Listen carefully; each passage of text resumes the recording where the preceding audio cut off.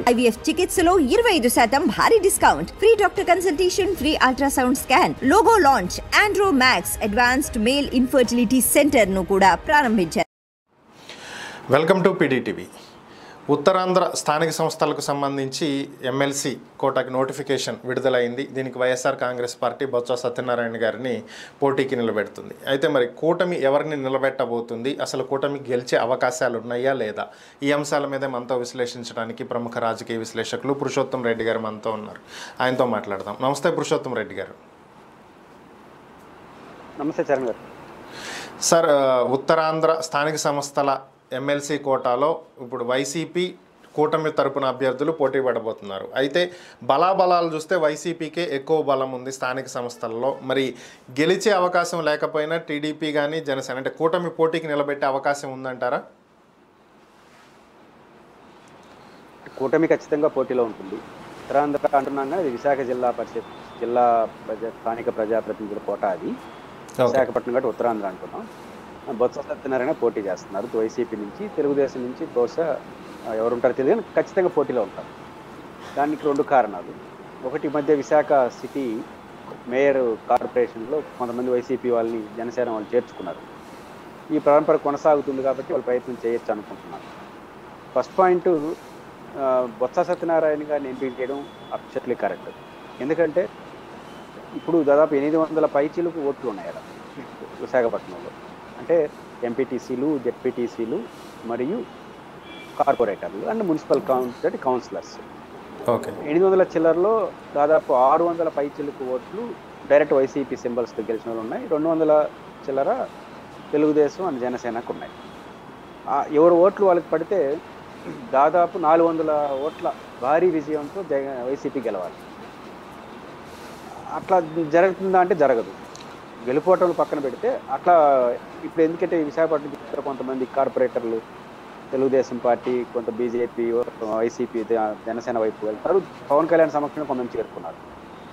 వాళ్ళు బహుశా మేయర్ని కూడా ఆక్యుపై చేసుకునే పనిలో ఉన్నారని చర్చ నడుస్తుంది. దీన్ని సిద్ధపడిన వాళ్ళు మిగతా చోట కూడా సిద్ధపడకుండా అయితే ఉండరు.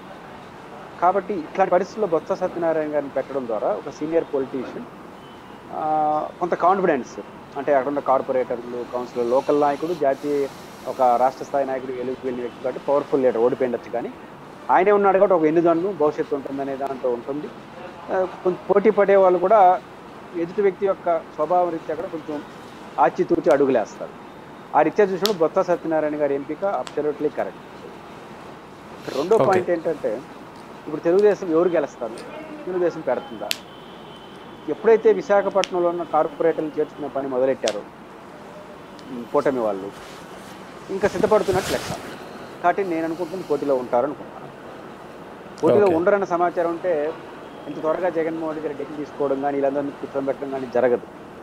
కాబట్టి పోటీలో ఉంటారు అని అనుకోవచ్చు. అయితే జగన్ గారు ఈరోజు కీలక వ్యాఖ్యలు కొన్ని చేశారు. ఒక కరెక్ట్, వాళ్ళందరినీ కాన్ఫిడెన్స్లో తీసుకోవడం, వాళ్ళందరితో మాట్లాడడం.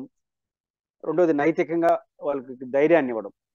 మా అమ్మ నేను ఒకరే రాజకీయం చేసి వచ్చాం.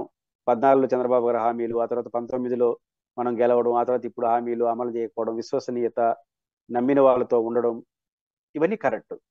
ఆ రకంగా అది ఖచ్చితంగా వాళ్ళందరికీ కాన్ఫిడెన్స్ బిల్డర్ చేస్తుంది. ప్రతి ఓటర్ని కలుస్తున్నట్టే ఆయన ఒక రకంగా కలిస్తే జగన్ కొంత కాన్ఫిడెన్స్, వాళ్ళందరితో మాట్లాడితే మళ్ళీ జగన్ గారు దగ్గర ఫీలింగ్, ఇవన్నీ పనికొస్తాయి. కొంత ఊగిసలాడే వాళ్ళని సెటరేట్ చేస్తాయి. వెళ్ళాలని నిర్ణయించుకుని వెళ్ళిపోతాడు. ఊగిసలాడేవాడిని కొంచెం మళ్ళీ నిలబెట్టడానికి ఉపయోగపడుతుంది. కాబట్టి జగన్ గారి ప్రయత్నం. కానీ దాంట్లో ఒక వ్యాఖ్య వాళ్ళు పోటీ చేయకుండా ఉంటే బాగుంటుందనే మాట చెప్పాడు జగన్ గారు. అది యాక్సెప్టబుల్ కాదు. ఎందుకంటే గెలవాల్సిన అవసరం లేదు. గెలిచినోడే పోటీ చేయాలంటే ఇంకెవరు పోటీ చేయలేదు. రాజకీయంగా విభేదించేవాడు కూడా పోటీ చేయలేదు. అయితే ఒకటి రాంగ్ అవుతుంది. అదే ఇంకొక పార్టీ తరఫున గెలిచిన వాడిని తీసుకొని ఓట్లు వేయించుకోవడం మాత్రం కరెక్ట్ కాదు. ఒకవేళ చేర్చుకుంటే రాజీనామా చేసి మళ్ళీ ఎలక్షన్ పెట్టాలి. ఆ చర్యలు తెలుగుదేశం పార్టీ వాళ్ళు చేస్తే దాన్ని తప్పదు. కానీ పోటీ చేయొద్దని చెప్పడం మాత్రం కరెక్ట్ కాదు. ఇది ఫస్ట్ పాయింట్. ఏమవచ్చు అంటే ఎంత మూల్యం చెల్లిస్తారు దీనికి తెలుగుదేశం వాళ్ళని? ఎంత మూల్యం మీన్స్ వాళ్ళు ఏదో నష్టపోతారని కాదు. వాళ్ళని ప్రెజర్ చేయాలి, బెదిరించాలి, ఆశలు చూపాలి, అన్నీ జరగాలి కదా. అంతా మూల్యం చెల్లించుకోవడం కదా, డబ్బులుగా పెట్టాలి, ఇవన్నీ బయటకు వస్తాయి కదా. తెలుగుదేశం గెలవాలంటే కనీసం ఒక 200 సగానికి 1/3 తీల్చేవాలి. 200 మంది ఎంపీటీసీ కార్పొరేటర్లు గెలిపించాలి. ఊరికైతే ఊరు రాడు కదా. మన బహిరంగ ఒకటి 2 లక్షలు 5 లక్షలు డబ్బులు ఇవ్వాలంటే ఎంత డబ్బు ఖర్చు పెట్టుకోవాలి, ఏడవ చోట బయటపడుతుంది. 200 మంది ఒక పార్టీని వదిలేసి వస్తున్నారంటే ఇది ఏం చేస్తుంటారని విమర్శలు. ఒక ఎమ్మెల్సీ కావచ్చేమో, ఒక ఎమ్మెల్సీ మీరు గెలిచి వైసీపీ ఓడిపోయినంత మాత్రం వైసీపీకి ఏం వచ్చేది, ఇప్పుడు బొత్స సత్యనారాయణ గెలిచినంత మాత్రం వైసీపీకి అంత బూస్టప్ ఏం వచ్చేది కాదు. కాన్ఫిడెన్స్ మా వాళ్ళు మాతో ఉండాలని. కాబట్టి తెలుగుదేశం పార్టీ వాళ్ళుగా అధికారం పోయిందనో లేదా గుడ్ రిలేషన్స్తోనో వచ్చేస్తే అభ్యంతరం లేదు, కానీ బలవంతంగా ఎంత మూల్యాన్ని చెల్లించి వాళ్ళని లాక్కునే ప్రయత్నం చేస్తారు, ఎంత భారీ ఎత్తున మూల్యాన్ని చెల్లిస్తే అవతల వాళ్ళు ఎంత ఈల్డ్ అవుతారు. సులభంగా ఈల్డ్ అయిపోతే సాఫీగా సరిపోతుంది. సిద్ధపడ్డారనుకోండి, అప్పుడు వాళ్ళ మీద ఏరే రూపంలో ప్రచారం చేస్తారు పోలీసులని, మామూలు అధికార దర్శనం ప్రయోగిస్తారు. అది బరస్ట్ అయిపోతుంది. ఇట్లాంటి చేసి బరస్ట్ అయిపోయి తెలుగుదేశం గెలిచినా అది దౌర్జన్యపరమైన ఎన్నికలుగా మారుతుంది. వైసీపీ గెలిస్తే ఆ టైంలో కూడా భలే గెలిచింది వైసీపీ అనుకుంటారు. కాబట్టి వైసీపీ ఓడిపోయిన వైసీపీకి డీమోరల్ ఏమైపోదు, ఇంకా వీళ్ళు ఇంతమందిని చేర్చుకునే తర్వాత గెలవకుండా ఏం చేస్తారు అనుకుంటారు. కాబట్టి జగన్మోహన్ రెడ్డి గారి ఉద్దేశం కూడా బొత్స సత్యనారాయణ ద్వారా గలైన పోటీ ఇవ్వడం ద్వారా గెలిస్తే ఈ కష్టకాలంలో గెలిచామని ఒక ఆత్మవిశ్వాసం. ఓడిపోయినారనుకోండి చాలా ప్రయోగాలు చేయాలి కూటమి వాళ్ళందరూ లాక్కోవడం కోసం, చేయకూడని పనులు కొన్ని చేయాలి. అవన్నీ వాళ్ళతో చేయిస్తారు. 2 లక్ష్యాలు ఉంటాయి జగన్ గారికి. 1 లక్ష్యం తాము గెలవడం, గెలవలేని పరిస్థితి వాళ్ళతో చేయకూడని తప్పులను చేసి ఎస్టాబ్లిష్. రెండింటిలో ఏం జరిగినా వైసీపీకి లాభం, ఓడిపోతే గెలవదు. కాబట్టి ఈ లక్ష్యంతో ఉంటారు.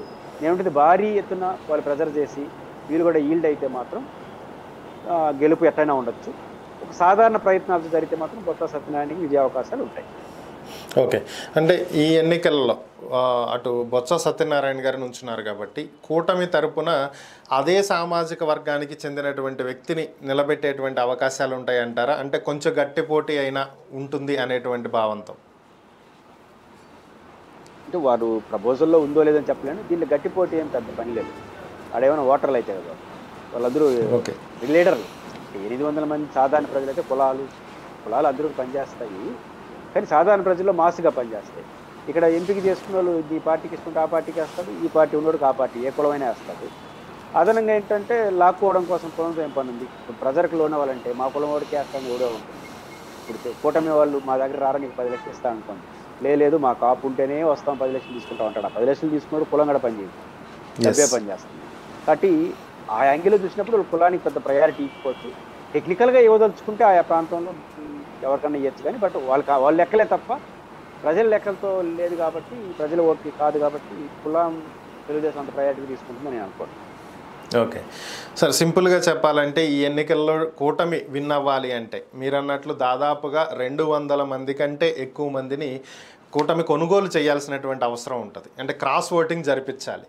ఇది అసలు సాధ్యమయ్యేటువంటి అంశమేనా? ఒకవేళ కూటమి గెలిస్తే అవినీతికి పాల్పడ్డారు అనేది ప్రొజెక్ట్ చేయడానికి వైసీపీకి అవకాశం దొరుకుతుంది కదా, ఆ ఛాన్స్ ఇచ్చే అవకాశం ఉంటుందంట. తెలుగుదేశం పార్టీకి వాళ్ళుగా అధికారం పోయింది, ఇంకా 5 ఏళ్ళు మనం ఏం చేస్తాం, వెళ్ళిపోదామని నార్మల్గా వచ్చేయడం లేదా గుడ్ రిలేషన్స్తో పిలుచుకోవడం వరకు పరిమితం అయితే గెలిచిన వాళ్ళని మంచి ప్రయత్నం చేయొచ్చు తెలుగుదేశం అంతమంది ఉంటే. లేకపోతే గౌరవప్రదంగా మా పోటీ మేము చేసి వదిలేయడం బెటర్. కానీ బలప్రయోగం ఒక పరిధి దాటి చేస్తే గెలవచ్చు. జగన్మోహన్ రెడ్డి గారికి గెలిస్తే ఆత్మవిశ్వాసం, కష్టకాలంలో గెలిచామని. అదనంగా శాసనమండలిలో వచ్చేది ఏం వాళ్ళ, ఎందుకంటే ఆల్రెడీ వాళ్ళే ఫుల్గా ఉన్నారు. ఓడిపోయినారనుకోండి జగన్మోహన్ రెడ్డి గారు అంటే 200 పైచిలకు ఎంపీటీసీ జెడ్పీటీసీ స్థాయి వాళ్ళని లాక్కోవాలి. అంత సులభంగా రారు. డబ్బులు, ప్రలోభాలు, కొంతమందికి బెదిరింపులు ఇవన్నీ చేస్తే జగన్మోహన్ రెడ్డి గారు దాన్ని ఎస్టాబ్లిష్ చేస్తారు. అందుకే బొత్స పెట్టాడు, బలంగా ఢీకొనాలి. వాళ్ళంటూ గెలిస్తే భారీ ఎత్తున అక్రమాలకు అధికార దుర్వినియోగం పాల్పడి గెలిచినారు, ఇది ఒక గెలిపేనా అని చెప్పే ఉద్దేశం కూడా జగన్ గారు. ఆ 2 ద్విముఖ వ్యూహంతో జగన్ గారు ఉత్తరాంధ్ర విశాఖపట్నం ఎన్నికలు చూస్తున్నారు. గెలిపే, ఓడిపోతే నైరాశ్యం పొందదు, గెలిస్తే ఆత్మవిశ్వాసం, గెలవకపోతే ఎస్టాబ్లిష్ చేయాలి. ఇది యూనిట్లో ఏం జరిగినా ఆయన సక్సెస్. కాబట్టి తెలుగుదేశం పార్టీ ఏ రూపంలో తీసుకుని చూడాలి. Okay thank you Purushottam Reddy గారు. ఈ అంశం మీద మీ విశ్లేషణ అందించినందుకు ధన్యవాదాలు.